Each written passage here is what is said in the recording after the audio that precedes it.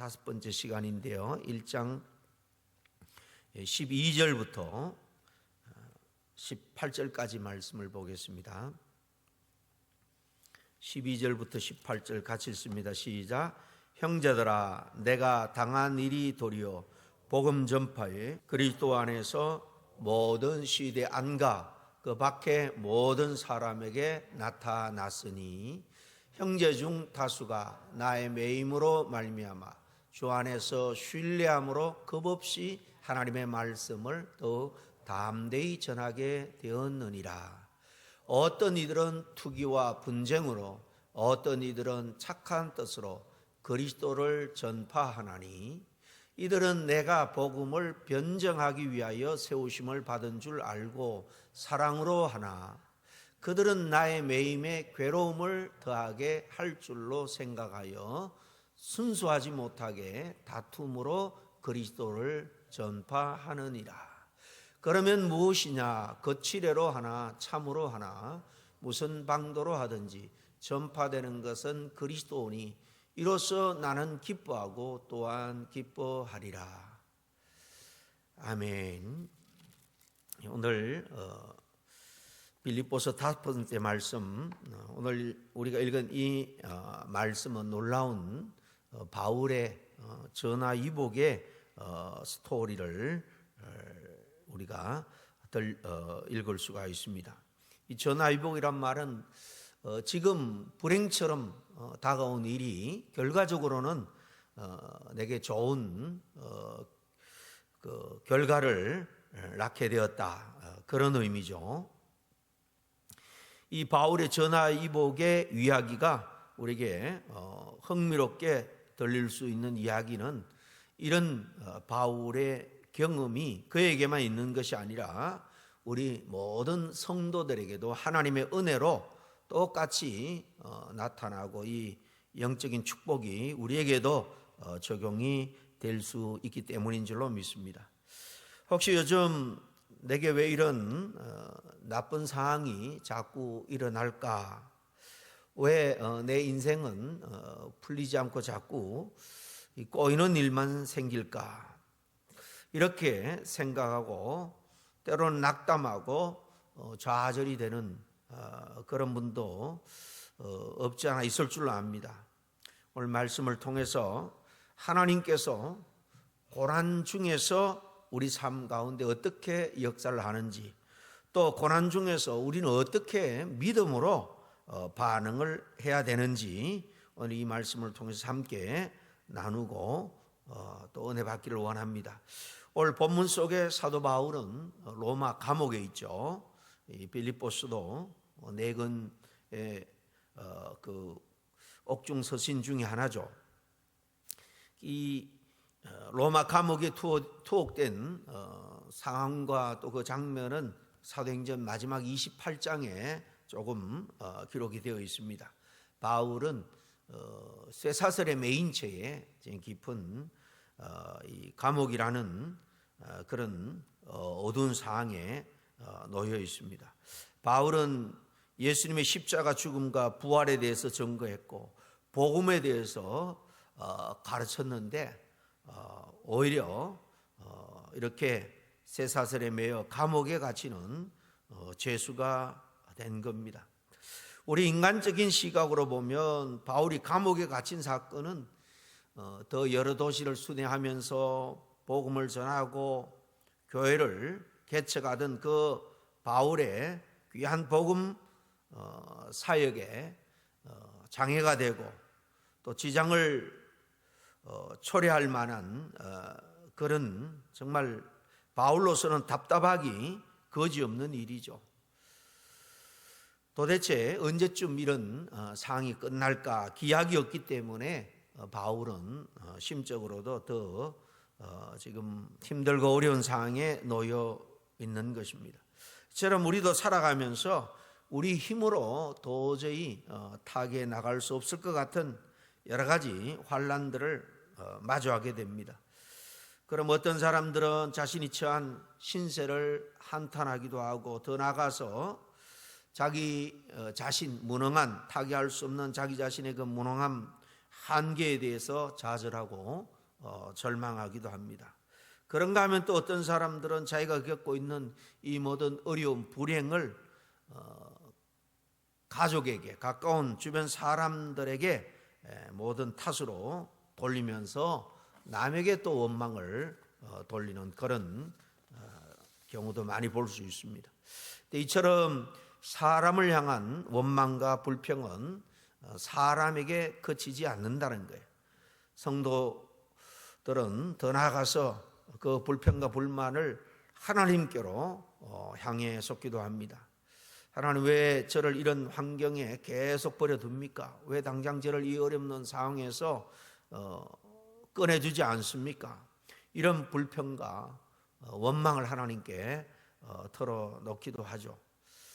나는 정말 죽을 만큼 지금 힘든데 왜 하나님은 내게 무관심할까? 나를 향한 문을 닫아버렸을까? 생각하면서 원망과 불평, 그리고 섭섭한 마음을 계속 갖고 믿음으로부터 점점 멀어지기도 합니다. 한 가지 흥미로운 것은 이처럼 하나님을 향해서 원망과 불평을 하는 사람들을 가만히 보면 그 누구도 정말 하나님께 진중하게 나가서 그 문제를 놓고 묻거나 기도하는 사람을 보기가 드물다는 것입니다. 그러나 신앙에 승리한 귀한 믿음의 사람들을 성경에서 보면 그들은 이해할 수 없는 이런 고난이 찾아올 때마다 하나님 앞에 나가 엎드려 기도한 것을 볼 수 있습니다. 하나님께서 지금 내게 주신 고난의 이유가 뭡니까? 묻고 또 물으며 기도했습니다. 심지어 자신의 죄 때문은 아닌지 진지하게 묻고는 하나님께서 하시고자 하는 말씀이 무엇이든지 간에 귀 기울여 들었습니다. 오늘 본문 속 이 사도 바울을 한번 생각해 보시길 바랍니다. 그 어떤 죄를 짓거나 잘못을 저질러서 지금 로마까지 멀리 호송되어 와서 감옥에 갇힌 게 아닙니다. 주님께 대해서 그저 그 복음을 전가하다가 열심히 사역하다가 붙잡혀서 지금 죄수가 된 거예요. 따라서 바울이 당하는 고난은 죄 때문에 받은 심판이 아닙니다. 오히려 하나님 일을 하다가 예매하게 지금 고난과 핍박을 받고 있는 것입니다. 그런데 바울은 여기 놀라운 하나님의 은혜를 체험하죠. 자신이 일어난 어려움이 도리어 하나님이 살아계심을 나타내는데 사용되는 것을 경험하게 됩니다. 다시 말하면 전화위복의 은혜가 그에게 임한 거예요. 고난이 도리어 놀라운 축복의 통로가 된 겁니다. 고난이 도리어 은혜가 된 겁니다. 그가 처한 고난이 하나님의 역사를 더욱더 밝히 드러내는 계기가 됐다는 겁니다. 오늘 읽은 이 12절 말씀에 보니까 형제들아 내가 당한 일이 도리어 복음 전파의 진전이 된 줄을 너희가 알기를 원하노라. 지금 그가 당한 일은 뭡니까? 복음을 전하다가 애매하게 고난을 받고 지금 감옥에 떨어져 있는 겁니다. 핍박받고 있는데 오히려 이렇게 당한 고난이 복음 전파의 유익이 되었다. 그렇게 바울은 말하고 있습니다. 전화위복의 은혜죠. 하나님께서 그가 당하고 있는 고난은 이렇게 은혜의 방편으로 능히 쓸 수 있는 우리 하나님입니다. 때로 비즈니스가 어려움에 처해서 고통을 겪고 있을 때 그 가운데 도리어 상상하지도 못한 길이 열릴 수 있습니다. 그런 경험을 체험한 분도 있을 것입니다. 그런 상황 가운데 우리는 그동안 하나님과 멀어졌던 신앙에 더욱더 은혜와 감동을 받고 주님께 가까이 나가게 됩니다. 하나님 살아계심을 더욱더 깊이 경험하게 되죠. 전화위복의 은혜입니다. 건강이 악화되어서 살아갈 용기를 잃어버리고 낙담하고 있는데 그래서 그 질병 때문에 하나님께 매달렸더니 놀랍도록 하나님이 역사하셔서 전화위복의 축복, 건강도 회복시켜 주시고 하나님을 향한 믿음도 회복시켜 주시는 은혜도 하나님은 종종 우리에게 베풀어 주십니다. 바울이 감옥에 갇힌 이후 더욱 선명하게 깨달은 것이 이것이었습니다. 하나님은 내가 겪고 있는 이 고난의 시간, 이것도 참 귀하게 선용하실 수 있는 분이구나. 하늘에 먹구름 가득하고 비가 내린다고 해서 여러분 해가 아예 없어진 것은 아니죠. 비는 언젠가 멈추고 구름도 사라져 버릴 겁니다. 그러나 태양은 늘 그 자리에 있는 거예요. 고난의 먹구름이 끼었다고 해서 정말 햇살 같은 주님의 은혜가 완전히 사라진 것은 아니다라는 말씀입니다. 또 하나 아주 중요한 사실이 있습니다. 고난이 있다고 해서 반드시 그 고난이 하나님께서 나를 버렸다, 나를 미워하고 있다, 그런 증거가 아니라는 사실입니다. 고난은 하나님이 우리를 싫어하시거나 무관심하고 있는 증거가 아닙니다. 우리가 지금은 다 알 수 없지만은 하나님은 오히려 전화위복의 은혜를 통해서 우리의 고난도 우리가 하나님께 더 가까이 나아가고 하나님 앞에 더 큰 은혜와 축복을 누리는 아름다운 그런 수단으로 사용할 수 있는 분입니다. 계속해서 오늘 이야기를 살펴보면 바울이 로마 감옥에 갇힘으로 말미암아 그의 사역이 다 끝나느냐? 아니라는 말씀입니다. 그는 이전에 감히 자기의 노력으로 만날 수 없었던 사람을 만나는 귀한 은혜와 신비한 그런 체험을 하게 됩니다. 오늘 말씀해 보니까 먼저 바울을 감시하고 지키고 있는 그 여러 그 시병이라 그럴까요? 군인들을 만나게 돼서 그들에게 복음을 전하게 됩니다. 다른 옥중서주 중에 보면 로마 황제의 친척들도 몇이 이 감옥으로 와서 바울을 만나는, 바울에 대한 소문이 점점 퍼져나가니까 이런 사람들도 만나게 됩니다. 또 그 로마 도시에 살고 있는 수많은 이들이 바울이 갇혀있는 감옥을 찾아오게 됩니다. 이미 복음을 듣고 믿음의 언저리에서 고민하던 그런 사람들일 수도 있고요, 또 믿음이 흔들리던 사람들일 수도 있고, 더 큰 은혜를 사모하는 사람들일 수도 있고, 감옥에 있을 뿐인데 이런 많은 사람들이 지금 그에게로 와서 복음을 전도하고 또 영적으로 이렇게 훈련할 수 있는 계기가 되었다는 것입니다. 로마 감옥에 갇힌 일이 이렇게 바울에게 있어서 복음을 증거하는 그런 더욱 넓은 기회를 제공해 주었다는 사실입니다. 뿐만 아닙니다. 감옥이라는 것은 열악한 환경입니다.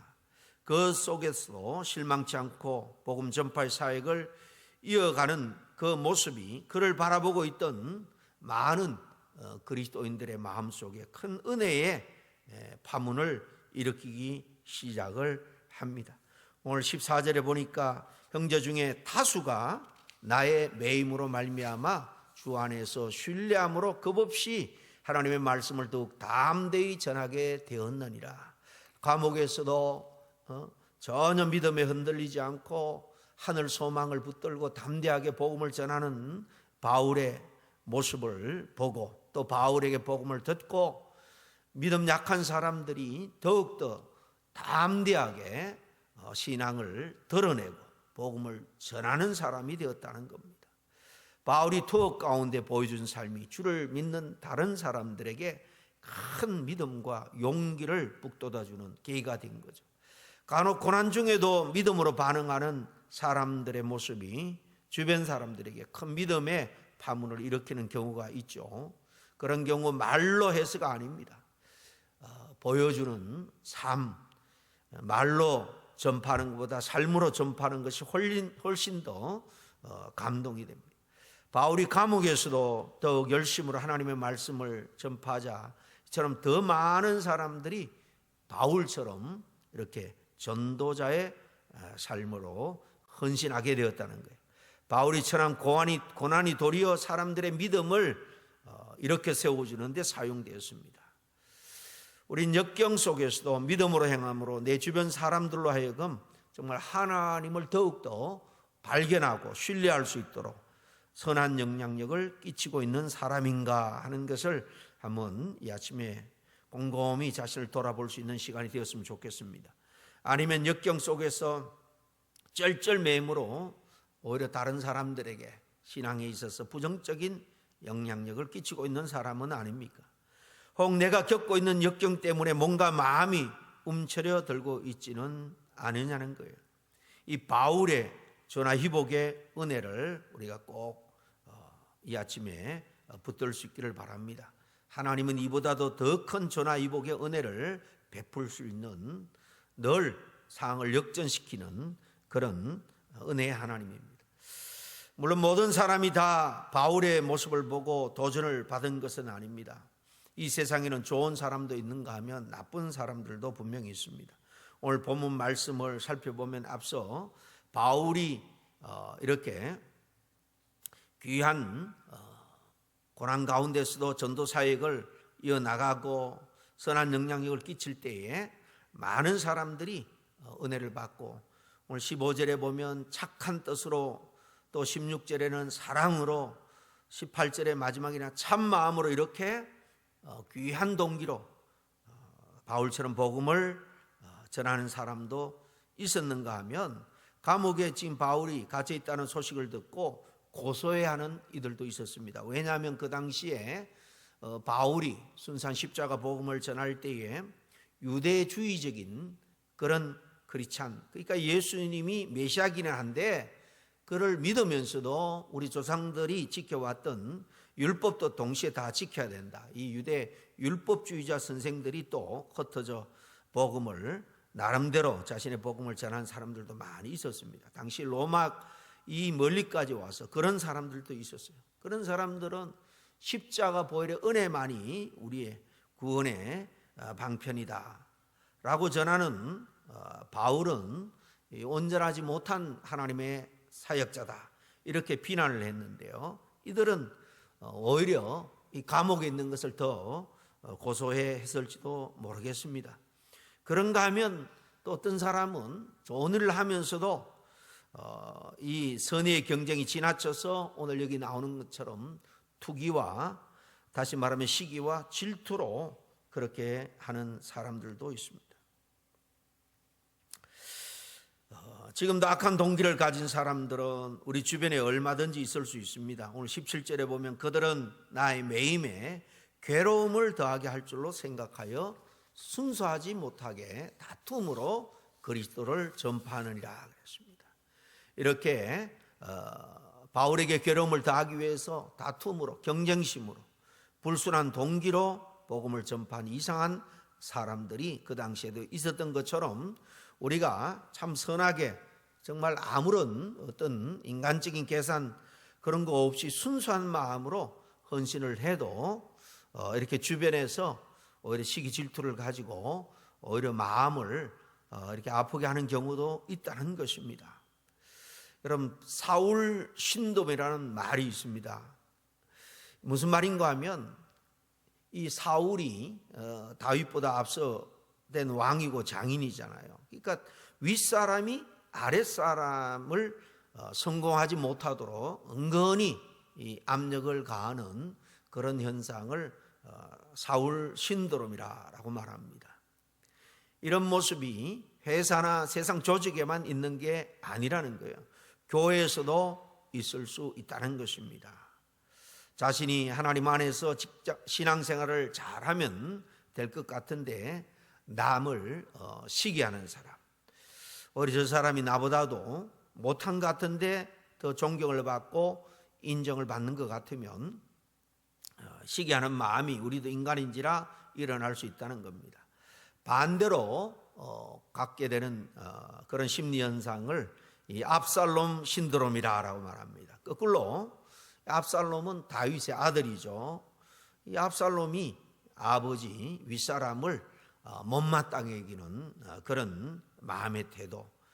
이 아들 압살롬이 모든 백성들이 아버지 다윗에게로 마음을 이렇게 기울일 때에 이 압살롬은 그런 백성들의 마음을 도둑질하죠. 아버지에 대해서 거짓 소문을 내기도 하고, 혹은 자기가 아버지보다도 더 큰 그런 선한 왕이 될 수 있는 것처럼 가식적으로 선정을 베풉니다.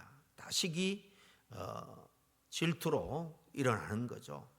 세상의 선후배나 선임 후배 관계에서만 이런 게 일어나는 것이 아니라 직장 동료 사이에서도 서로 간에도 이런 시기 암투가 얼마든지 일어나고 있는 게 세상입니다. 바울의 성숙한 반응은 마지막 18절에 나와 있습니다. 그러면 무엇이냐? 거칠어로 하나 참으로 하나 무슨 방도로 하든지 전파되는 것은 그리스도니 이로써 나는 기뻐하고 또 기뻐하리라. 바울은 전화위복의 은혜를 철저하게 믿었던 사람입니다. 아무리 상황이 어렵고 나를 비방하는 사람들이 있다 할지라도 여전히 하나님은 살아 역사하신다라는 사실을 믿었습니다. 그렇기 때문에 그는 마지막에 이러나 저러나 복음이 전파되기에 그 영광이 다 내게 돌아오지 않는다 할지라도 나는 기뻐하고 기뻐할 수 있다, 그런 고백입니다. 오히려 그런 마음에 하나님은 더 감동하시고 더 크게 축복할 겁니다. 고난에 처하고 비방을 당해도 살아계신 우리 주님은 여전히 우리의 삶 가운데 우리와 함께 하신 줄 믿을 수 있기를 바랍니다. 주님의 약속은 반드시 성취되고 주님의 일은 끝내 완성됩니다. 전화위복의 은혜를 붙들고 그 어떤 상황에서도 주님을 바라보면서 굳건한 믿음으로 승리해가는 저와 여러분이 다 될 수 있기를 간절히 축복합니다. 함께 기도하겠습니다. 하나님 아버지, 감사합니다. 바울은 지금 어렵고 힘든 옥중에 있습니다. 그러나 그런 고난과 환난의 시간조차도 하나님께서 축복의 통로로 만드시고 바울의 사역을 더욱더 복되게 하시고 또 더 많은 사람에게 복음을 전할 수 있는 그런 계기가 될 수 있도록 주님께서 역사하신 놀라운 아버지 하나님의 그 역사를 우리가 또 함께 나누며 도전을 받습니다. 때로 힘들고 어려운 순간을 우리가 지날지라도 주님 살아계셔서 나의 아버지가 되시고 나의 인도자가 되시고 나의 구원자가 되심을 굳건하게 믿을 때 오히려 힘들고 어려운 그 상황을 전화위복으로 아버지 하나님 정말 만드시는 그런 은혜를 베풀어 주실 줄 우리가 굳세게 믿고 날마다 믿음으로 주님 앞에 더 가까이 나아갈 수 있는 우리 모두가 될 수 있도록 인도하여 주시옵소서. 혹 힘들고 어려운 그런 어두운 시간을 지나고 있는 성도들이 있습니까? 주님을 바라보고 주님 앞에 모든 문제를 내놓고 주님께 의뢰할 수 있는 믿음을 먼저 회복시켜 주실 때에 주님께서 믿음과 함께 그의 삶을 특별히 회복시켜 주시고 축복해 주실 줄을 믿고 감사를 드리며 예수님의 이름으로 기도하옵나이다. 아멘.